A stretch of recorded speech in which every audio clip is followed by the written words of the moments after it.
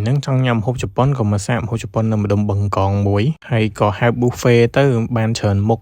តែរបស់ខ្លះក៏អត់ត្រូវចិត្តរបស់ខ្លះក៏ញ៉ាំមិនសូវកើត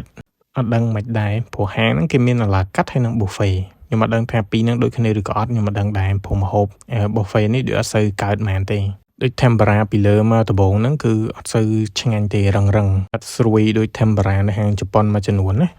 អានេះក៏ពឹសលីងធម្មតាតែឆ្ងាញ់គួរសមដែរហើយបានហៅសាឡាត់សាច់គោមួយចានដែរសាឡាត់សាច់គោនេះអូខេសាច់គោដូចសាច់គោខ្មែររសជាតិទទួលយកបានអត់ដឹងគេលក់មួយចានមែនទេប៉ុន្តែខ្ញុំហៅក្នុង buffet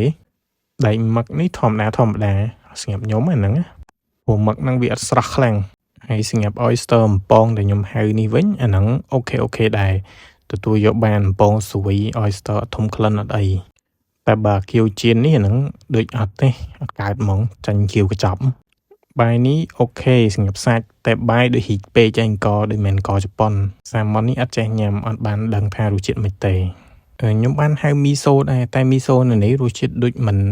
ដូចមីសូដែលខ្ញុំធ្លាប់ញ៉ាំពីមុនណាដូចទឹកស៊ុបចាប់ឆាយខ្ញុំញ៉ាំហើយមានអារម្មណ៍ថាដូចចាប់ឆាយម៉ាក់ខ្ញុំធ្វើបាទត្រីនេះថតលេងទេអត់ចេះញ៉ាំឯងឃើញគេហៅក៏យកមកថតលេងទៅអានេះក៏អញ្ចឹងដែរឬគេថាអត់ស្អីឆ្ងាញ់បកានេះក្នុង buffet ញ៉ាំបានតែបើឲ្យខ្ញុំហៅប្រហែលជាអត់ទេព្រោះក្បាលបកាឡើងខ្មៅពីចចឹង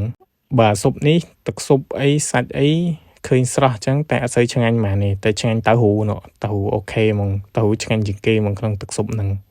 ហើយជាតៅហ៊ូហ្នឹងគាត់ធ្វើខ្លួនឯងអញ្ចឹងมันមានភាព unique ដល់ពេលអាសាច់គោសាច់អីហ្នឹងរសជាតិសូធម្មតាហើយខ្ញុំបានហៅក្រែមបិទគូតក្រែមហ្នឹងដូចអាក្រែមតុក្កតាអត់ជើងពណ៌ក្រហមហ្នឹងឯងខុសគ្នាត្រង់អត់ផ្អែមបន្តិចទេ